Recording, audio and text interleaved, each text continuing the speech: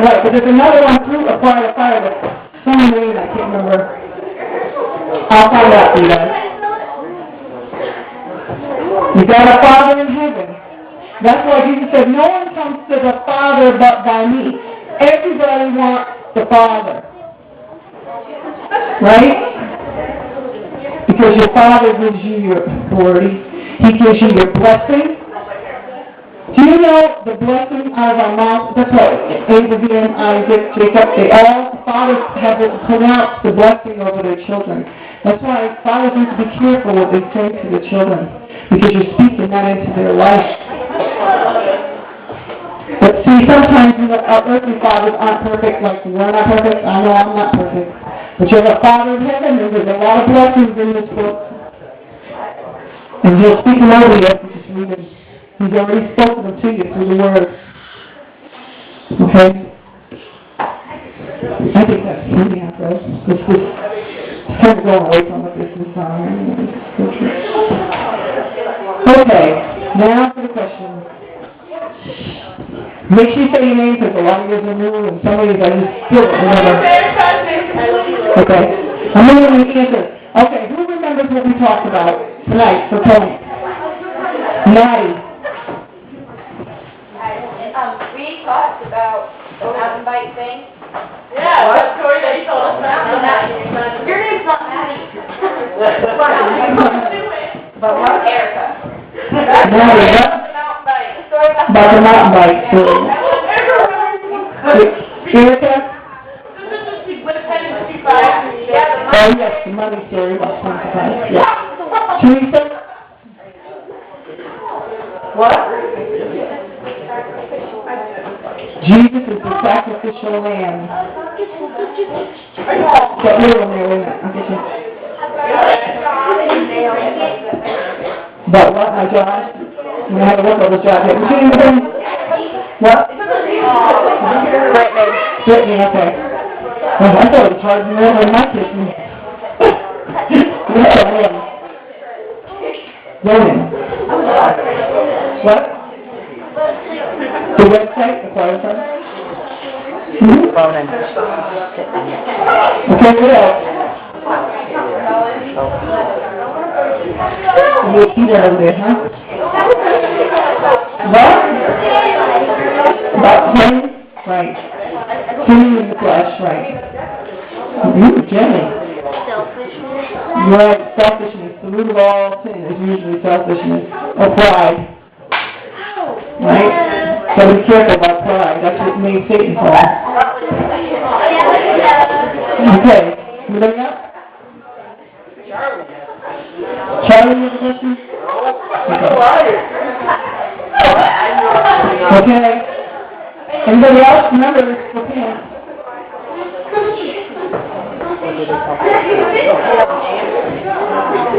Does anybody remember anything else we discussed? Nicole. Yeah, you said something about God dead sin. Dead to sin, right. When you accept Jesus Christ, you're dead to sin. That means you don't. Sin has no more control in you. It shouldn't be a habitual thing like a habit. And you do have some habits that it's hard to break. But Jesus can help you through all of that. But you won't learn if you don't read. Because that's how we learn, is through reading. If you want to be a doctor or a mechanic, you still got to go to school and learn. God gives us that free education. He gives us that scholarship by grace. Now it's time to read so we can learn what it is to be a Christian, right? So we know how to act. And it makes it easier because it goes into your heart and it grows. And it so often stops.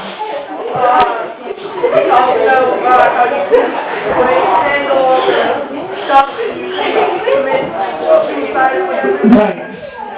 How hard it is to handle. Right. You know, a lot of people get discouraged, and sometimes when you get to the point where you have to give up and say, I can't do it anymore. I can't handle this anymore.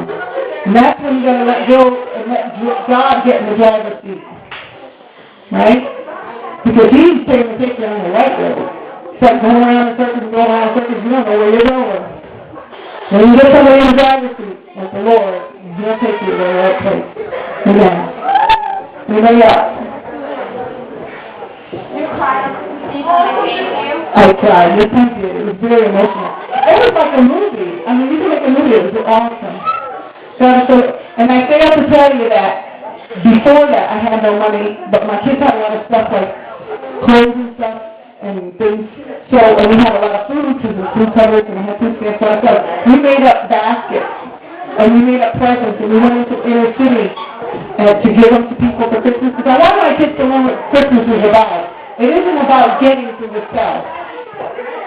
Listen, it was about giving. And we ended up going. Listen, we couldn't find anybody on the street that was a couple days before Christmas around.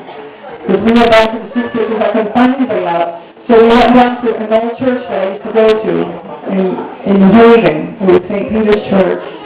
And there was a priest there. And he was one that was on the news and had people bringing their guns to the altar. And he was on YouTube, and matter of fact, it was so funny. But anyway, and my 3 kids came in and brought it, and they were starving. They didn't even have food in that church. They were so poor. I watched him on YouTube. He said he used to put nails out in front of the churches. The drug dealers used to come and try to park there and sell drugs. So he put a bunch of nails out there. He was a different type of priest. Believe me, he wasn't. But anyway, he became, I prayed for him because they were so hungry there. And God brought him, my 3 kids brought him this food and these presents, and he said, give it to a family that needs it. And he said, you know what? They look like the 3 wise men coming to bring Christ child presents. And I talked to him for a while. It's the first time I met him. And I prayed for him because I felt so bad. And I was in a rich church in Guilford. And a month later, he became my priest. I was so excited. I was like, praise for you. He became my priest over there. He was like a Pentecostal preacher. He was preached fire. He was real good. But anyways, they gave of their stuff. That was 2 or 3 days before. And my daughter started crying. She used to come to the soup kitchens with me downtown in New Haven in the city. And people were on the streets with T-shirts in the wintertime. And there was a lady that was pregnant, and she had one little one, and they were homeless people living on the street. And she was crying and thanking me for bringing food, because I used to work at the food cupboard in my church there. And thanking me. And my kids gave me clothes, and my daughter was like 11 years old. She started crying, and she said, Mom, I can't believe those people are so happy to get that clothes.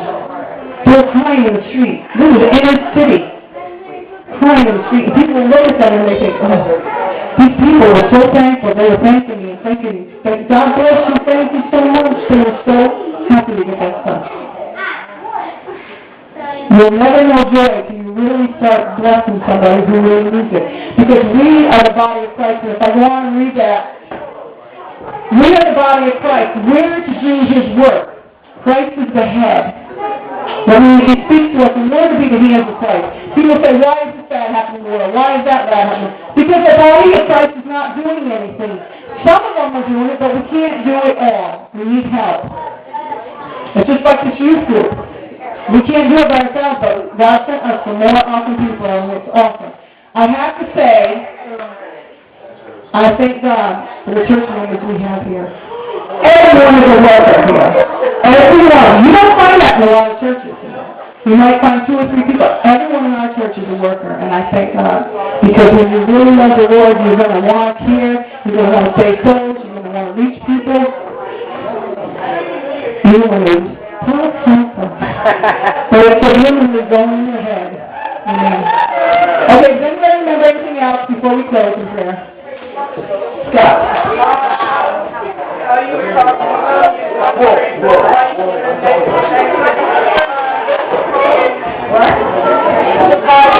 Oh, about the bike, yeah. And my son plays in the next day. Yep. Yeah, that was the story I saw on TV. Write it down. Can you write his name? What is it? What? Ethan Cosgrove. Ethan Cosgrove.